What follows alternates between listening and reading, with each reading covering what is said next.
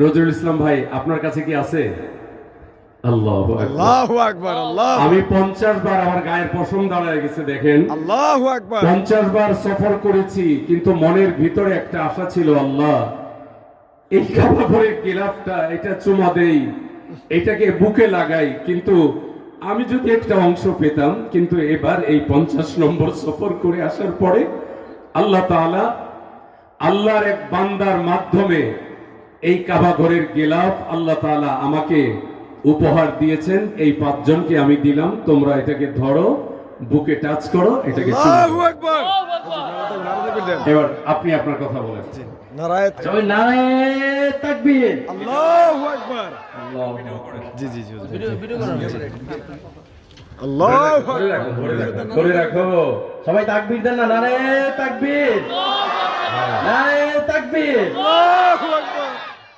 কাবা ঘরের গিলাফ যে 5 জনকে হুজুর কাবা ঘরের গিলাফটা দিয়েছে, আল্লাহ তাআলা যেন এই 5 জনকে সরাসরি কাবা ঘরটা ধরার মতো যেন তৌফিক দেয়। সবাই বলে আমিন।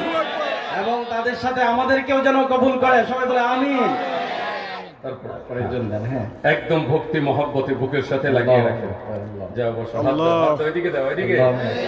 এই, কে দিল এটা? আল্লাহু আকবার। যাও যাও যাও যাও, একদম প্রাণ ভরে মিলিয়ে রাখেন। হ্যাঁ, এরপরে দেন, এরপরে কবুল দেন। কবুল কবুল।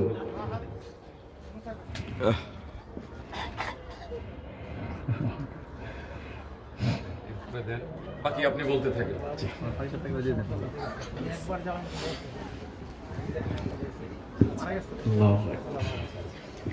সম্মানিত উপস্থিতি,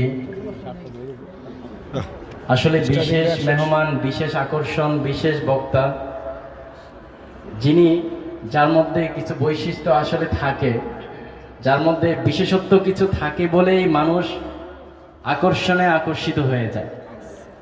যিনার আজকে যিনি এসেছেন, উনি আলোচনা করেননি না, এখনো ভূমিকাও শুরু করেন নাই। ভূমিকার আগেই যদি এত সুন্দর হয়, তাহলে আলোচনা কেমন হবে আপনাদের ধারণা হয়েছে তো? এখন কি বলেন?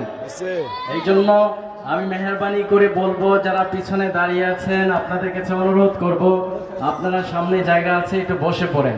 আপনারা সবাই বসে পড়েন কোরআনের মজলিসের সম্মানার্থে।